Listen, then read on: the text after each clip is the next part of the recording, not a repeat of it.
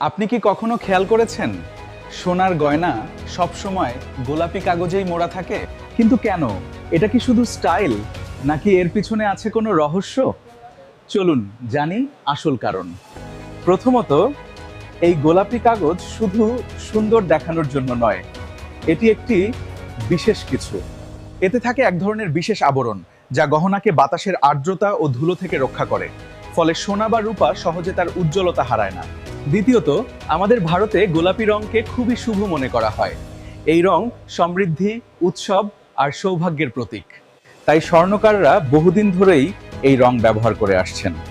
আর একটা মজার বিষয় হলো, গোলাপি কাগজের উপর সোনার গয়না রাখলে তার ঝলক আরো বেশি ফুটে ওঠে, যা সহজেই গ্রাহকের চোখে পড়ে।